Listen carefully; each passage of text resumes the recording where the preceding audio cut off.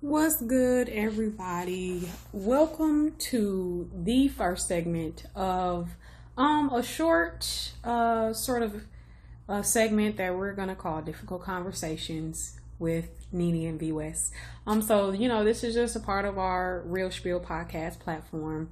And we wanted to do this because us being best friends for that's a long time.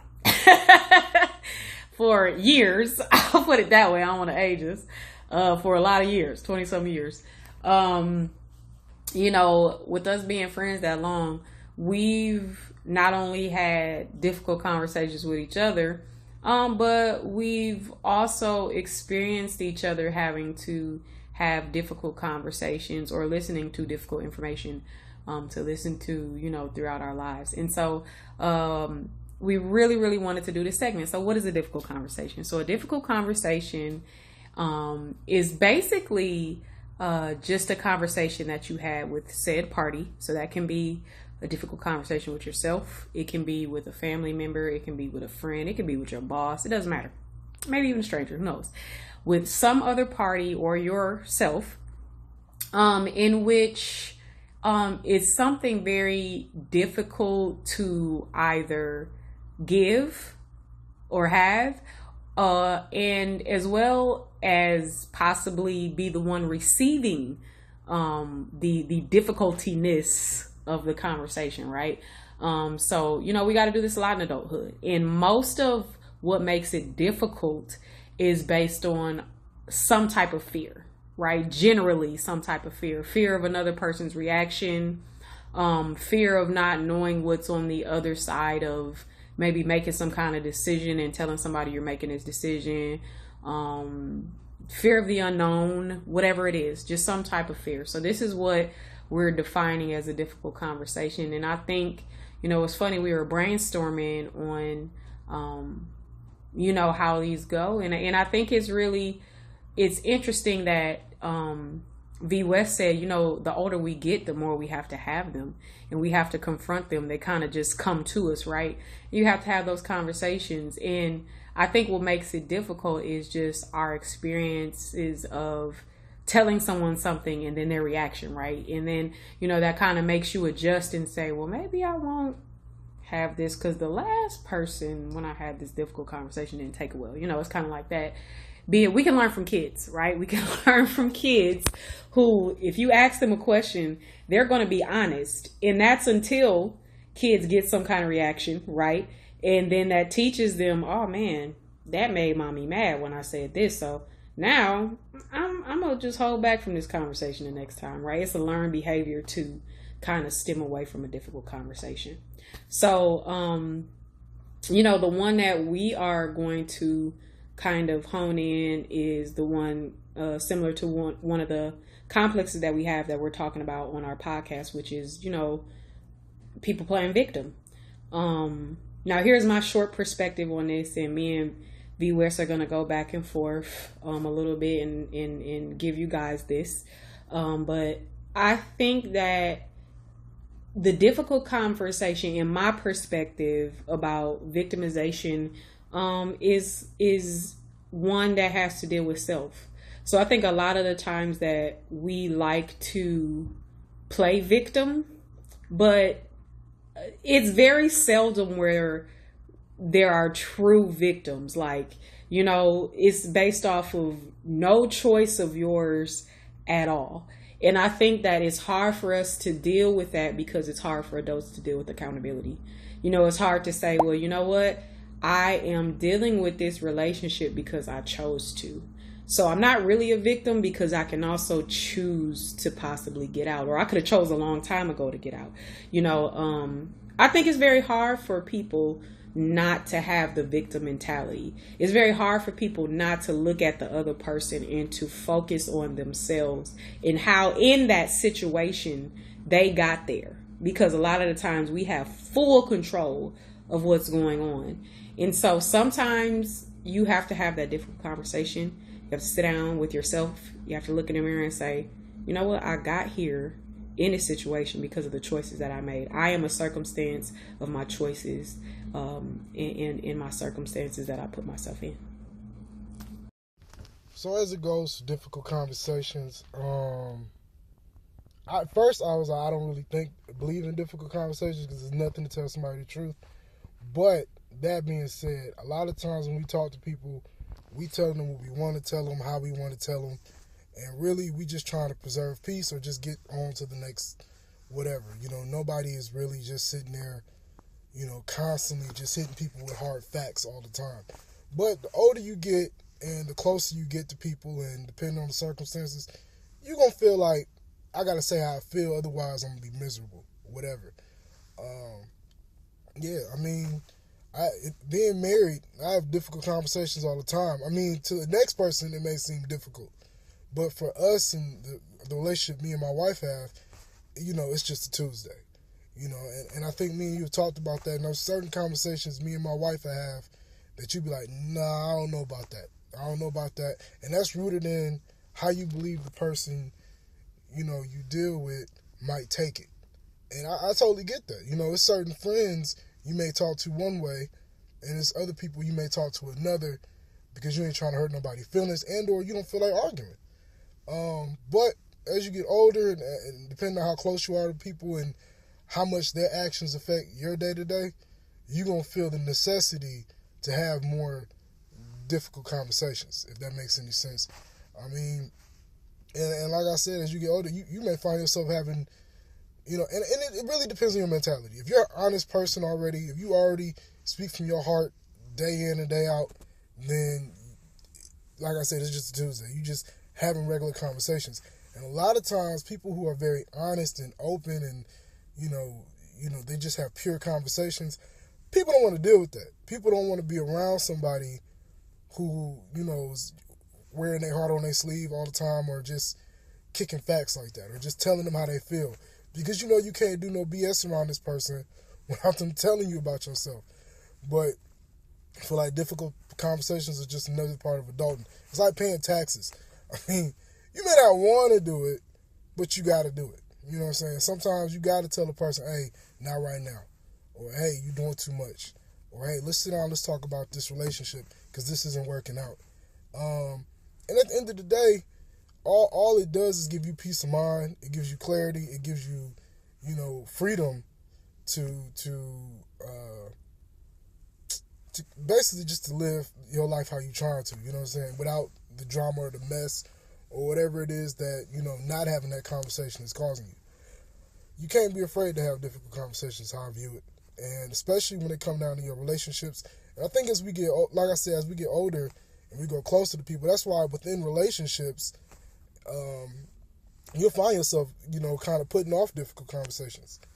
It's just, I don't know if it's just a natural thing. It's just really us trying to avoid conflict. It's just trying to take the easy route. And, when you start to think about the easy route and how the easy route is never long lasting. So putting off difficult conversations really just drags out whatever it is that you're feeling, be it negative or be it, something that you feel that can help the person. You really dragging it out by not having that conversation with them. And that's just, us being friends for so long, we've had a plethora of difficult conversations. And for us, it may not be difficult because we cool like that. We understand where each other is coming from. And even if we don't agree, we still going to have that conversation. Whereas the next group of friends or group of people may not be as tight or may not have been through as much drama or as much stuff together. So certain conversations they may shy away from. But that, like I said, it all depends on the person and the people you're talking to. But, for your own peace of mind, you're going to have that difficult conversation. That's just a part of being grown. It's a part of, getting through the week and getting through these days and just making or curating an environment that is, feels good and works for you. You know what I'm saying? And also, people around you will appreciate it. Your real ones are going to appreciate you telling them the truth or you having that difficult conversation with them. And sometimes people won't appreciate you having that conversation with them. That's just a part of the game. That's part of life. Like, everything is not going to be met with open arms and handshakes and hugs and shit. Like, you're going to really get people that's going to turn away from you. You're going to get people that's going to walk away from you or people that's going to cut you off before you even get to your point. And now that friendship or that relationship is gone by the wayside. Yeah, see, I like that response. I think, one of the things that you touch based on when it comes to difficult conversations is that a difficult conversation is going to be different for everybody. So, not everybody views everything as difficult. There are some conversations that are easier for some people versus others, depending on whatever the topic is. And I think, that's why, in a general sense, we just base it off the fact of, it's based on some type of fear of whatever it is that you're fearing, response, whatever, outcome. So, I definitely agree with that. But, and we're trying to keep these short, difficult conversation segments between 10 and 12 minutes. So, I guess my rebuttal to you is in terms of, our first topic of our podcast, where we're kind of talking about one of the complexes, which is the victim complex. How do you view that difficult conversation? I know I spoke from more of a self view. During this current time of my life, I'm more focused on self, and how I can become a better person, and what are the things that I need to do for spiritual healing and such. And so, just thinking of those cases where I have definitely played victim, but going back to realize that you know what, I have to accept where I am because my choices brought me here. I'm not truly a victim. I just made choices that led me to be in the place I am. So this is empowering for me, because now that I know that I chose to put myself in a situation, I can choose to either get myself out or choose to put myself in a better situation, or just having that freedom of choice, and really knowing that we have power over our lives. So it's not to say that it's like stop playing victim and it's negative, right? It's really like, hey, stop playing victim and empower yourself, because you're very powerful. It's really a good thing. It's a compliment, to say that we have so much power, to control a lot of the dynamics of our life. We cannot control what other people do, but we can control anything that pertains to self. And so, that's why I really wanted to speak on that one, because again, currently, looking back and reflecting on my life, and things that I've complained about, or I've been sad about, or I'm complaining about other people, or whatever it is, when you look back, you're kind of like, well, what role did you play as an individual? Like, self role. And I think that's a difficult conversation to have with yourself, is to realize, hey, for example, niche, you could have just chose something different and it would be okay. And you still can choose something different. It's not over. So, that's kind of my spiel on that. So, in response to difficult conversations, I'm gonna be honest. Well, not difficult conversations, but difficult conversations with yourself and whether or not you're a victim. I think it's a lot like choices. You know what I'm saying? A lot of times you don't know until you explore your options, and a lot of times with victimization, you don't know. You don't understand your role in that until a little bit after the fact. So initially, you might be like, I am the victim, or, this isn't my fault, until you start to explore and talk to yourself and say, what role, like you said, what role did I play in the events leading up to this outcome? And a lot of times, it's bittersweet, what I'm saying? Of course, it's part of you saying, I'm responsible for this happening or this taking place in my life. But then at the same time, you also are taking control of your life and your circumstances. A lot of times being a victim is just not having control or feeling like you don't have control. At any given time, somebody can be a victim because you feel like you have no control over what's taking place in your life. And, as we get older, I was going to therapy, and my therapist was like,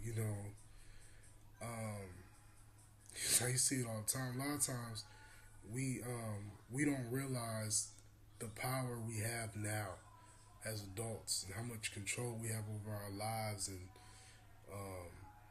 how we don't have to carry certain traditions or certain things with us as we get older. You realize you're in control. And once you start realizing you control, those difficult conversations take a different tone.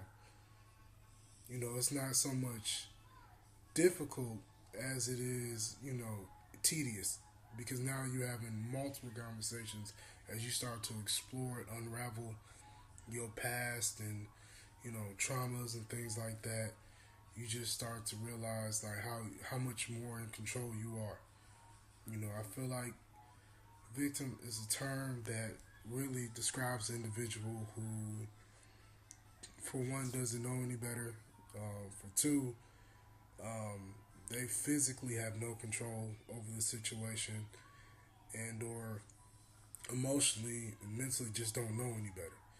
You know, but once you start to know better, and as you start to grow up and go through things and learn things, you start to realize, you know, not to say everything is the victim's fault, it's not, but there's a certain point of self-realization that really allows you to escape and curate an environment that's free of whatever it is that you're going through or have gone through. You know, so it's all about empowerment, but it's a process.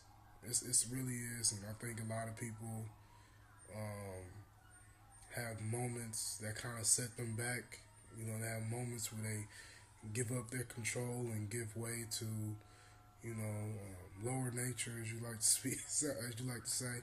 And you know, when they get confronted with that, you know, they kind of turn into the victim of, if it wasn't for this, that, and the third, I wouldn't have did X, Y, and Z. And at the end of the day, your actions are your actions. You know what I'm saying? Nothing that you have been through should, you know, well, for me, nothing that I've been through still holds weight in my life today. You know, because I'm so far beyond that. I've outgrown that. I've moved past that. You know, and I try to tell it to people, you know, when they come to me, or I'm talking to somebody who's been through something and they still struggling with it, I try to remind them of who they are today.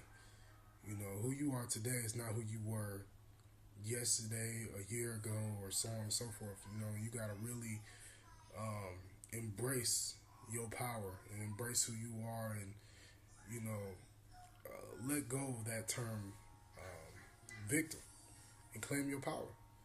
You know, I'm not saying that victims don't exist, they do, but there's a certain point where you grow past victimization, where you are able to turn that into power.